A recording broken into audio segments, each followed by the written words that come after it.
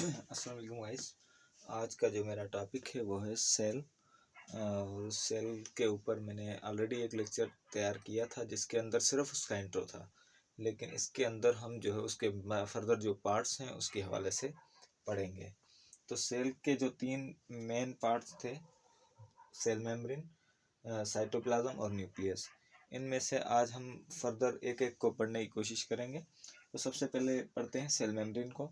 Cell membrane जो है हमारी आउटर मोस्ट कवर लेयर होती है सेल की।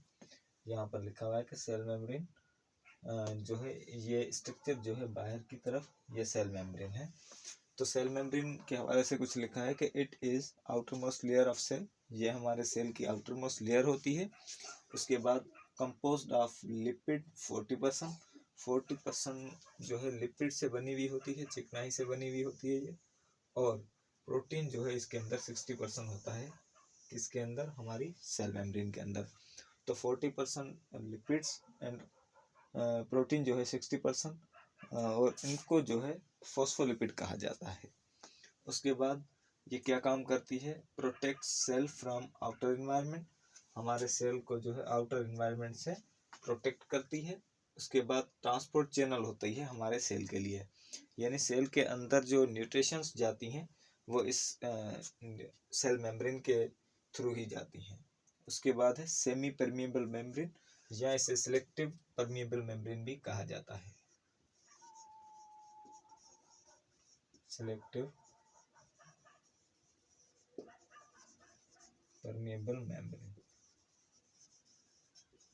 इसका मतलब होता है कि वो मेम्ब्रेन जो है, जो सिलेक्टिव चीज़ें, जैसे बड़े जो मॉलिक्यूल्स होते हैं, मैक्रो मॉलिक्यूल्स को छोड़कर माइक्रो मॉलिक्यूल्स जो होते हैं उनको जाने की इजाज़त दे। इसके अंदर जो हमारी सेल मेम्ब्रेन होती है, इसके अंदर पोर्स होते हैं छोटे छोटे, जो कि हमारे सेल के अंदर जो न्यूट्रिशन जाती है उसको अलाउ करते हैं, स्मॉल मॉलिक्यूल्स को या माइक्रो मॉलिक्यूल्स को। उसके बाद हमारा सेकंड स्ट्रक्चर है इसके अंदर साइटोप्लाज्म। तो साइटोप्लाज्म ये बीच वाला हिस्सा है हमारे सेल का, न्यूक्लियस और सेल मेम्ब्रेन के दरमियान का। यहाँ पर इसकी कुछ हवाले से लिखा है कि it is structure between cell membrane and nucleus. यहाँ पर मैंने एन लिखा है, आप समझ जाएंगे न्यूक्लियस है ये। उसके बाद it is jelly like structure, ये जेली की तरह का एक स्ट्रक्चर होता है। और इसकी कंपोजिशन क्या है, साइटोसोल या साइटोप्लाज्मिक मैट्रिक्स भी कहा जाता है साइटोसोल को। साइटोसोल और कुछ नहीं, हमारा जो ये फ्लूइड होता है एक, हमारे जो सेल मेम्ब्रेन और न्यूक्लियस के बीच में जो फ्लूइड होता है उसे साइटोसोल कहा जाता है। और सेल ऑर्गेनेल्स, सेल ऑर्गेनेल्स इसके अंदर बहुत सारे छोटे छोटे ऑर्गन्स होते हैं, जिसमें से हमारा एंडोप्लाज्मिक रेटिकुलम है, या राइबोसोम्स है, लाइसोसोम्स है, और भी हैं, माइटोकॉन्ड्रिया है, इस तरह के। तो उनको भी हम जो है फर्दर एक एक करके पढ़ते हैं। गैस ये है सेल ऑर्गेनेल्स। सेल ऑर्गेनेल्स हमने अभी पढ़े थे कि ये जो साइटोसोल और सेल ऑर्गेनेल्स कहाँ होते हैं, हमारे साइटोप्लाज्म का हिस्सा है। तो सेल ऑर्गेनेल का जो पहला स्ट्रक्चर है या ऑर्गन है वो है हमारा माइटोकॉन्ड्रिया। माइटोकॉन्ड्रिया एक हमारे इसके सेल के अंदर जो है एक स्ट्रक्चर होता है जिसे माइटोकॉन्ड्रिया कहा जाता है। और माइटोकॉन्ड्रिया का काम क्या होता है, it is power house of cell. ये बहुत बार सवाल भी आता है एमसीक्यूज के अंदर, बड़े जो पेपर्स होते हैं, बड़े एग्जाम्स होते हैं उनके अंदर, तो वो उसके अंदर जो है इसका सवाल आता है कि पावर हाउस ऑफ सेल क्या है, तो वो हमारा माइटोकॉन्ड्रिया है, जो कि मैक्स एटीपी बनाता है। एटीपी का फुल फॉर्म है एडिनोसाइन ट्राइफॉस्फेट। एडिनोसाइन ट्राइफॉस्फेट मैंने ऊपर लिख रखा है। उसके बाद जो दूसरा ऑर्गन है हमारे सेल ऑर्गेनेल्स का, उसके अंदर एंडोप्लाज्मिक रेटिकुलम आता है, एक रफ एंडोप्लाज्मिक रेटिकुलम आता है और एक स्मूथ एंडोप्लाज्मिक रेटिकुलम। तो RER का मतलब है rough endoplasmic reticulum, rough endoplasmic reticulum, और एक है स्मूथ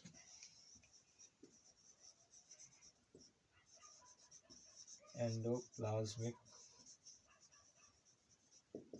रेटिकुलम।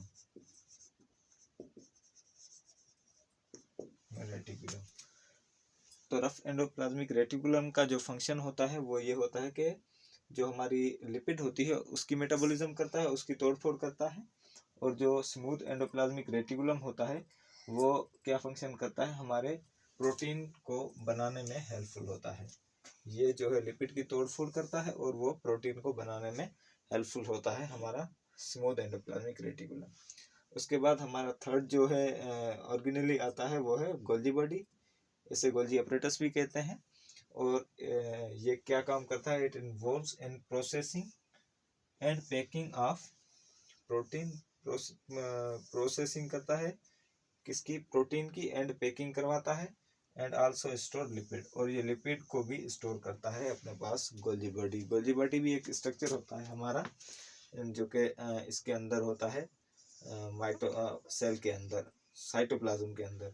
और जो रफ एंडोप्लाज्मिक रेटिकुलम और जो हमारा स्मूथ एंडोप्लाज्मिक रेटिकुलम जो होता है वो हमारे न्यूक्लियस से जुड़े हुए होते हैं। कुछ इस तरह का स्ट्रक्चर होता है, मैं आपको जो है एक सेंड कर दूंगा, उसके अंदर आप देख लीजिएगा।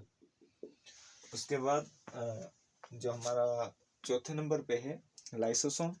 तो लाइसोसोम क्या करता है, it contain digestive enzyme for breakdown of waste material, यानी सेल के अंदर बहुत सारे वेस्ट मटेरियल होते हैं, उनको जो है ब्रेकडाउन करने का जो काम करता है वो हमारा लाइसोसोम होता है।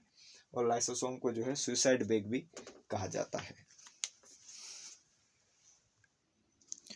उसके बाद जो हमारा आता है थर्ड वो है न्यूक्लियस। तो न्यूक्लियस जो है हमारा बीच वाला सेंटर वाला स्ट्रक्चर होता है हमारे सेल का, जो क्या काम करता है उसको देखते हैं कि nucleus main controlling organ of cell, यानी न्यूक्लियस जो है हमारा मेन कंट्रोलिंग ऑर्गन है हमारे सेल का, because it contain genetic material. ये जेनेटिक मटेरियल को कंटेन करता है जिसको क्रोमोसोम्स कहा जाता है। और ये 23 पेयर्स होते हैं, अगर पेयर्स में देखें तो 23 पेयर्स, और अगर सिंगल में देखें तो 46 होते हैं। उसके बाद है nucleus essential for maintain cell function. ये एसेंशियल होता है सेल के फंक्शन के लिए, जैसे ग्रोथ करवाना, रिप्रोडक्शन करवाना वगैरह। उसके बाद also acts as genetic material storage, genetic material को जो है स्टोर करने में भी इसका जो है बड़ा रोल होता है। उसके बाद फंक्शंस ऑफ सेल, सेल हमारी बॉडी के अंदर क्या फंक्शंस करता है ये देखते हैं। जेनेटिक इंफॉर्मेशन को स्टोर करता है, मेटाबॉलिज्म करवाता है हमारी सेल के अंदर, बॉडी के अंदर प्रोटीन की सिंथेसिस करता है, प्रोटीन की जो प्रोडक्शन होती है वो एनर्जी की प्रोडक्शन करवाता है, सेल डिवीजन एंड ग्रोथ भी होती है हमारे सेल के अंदर।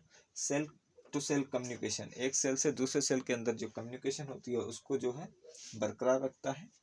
ट्रांसपोर्ट एंड एक्सचेंज, हमारे सेल को जो है हमारा एक सेल से दूसरे सेल तक जो है हमारा न्यूट्रिशंस और जो हमारा गैसेस जो होती हैं वो एक्सचेंज भी होती हैं। तो एक्सपोर्ट एंड एक्सचेंज का भी काम करता है हमारा सेल।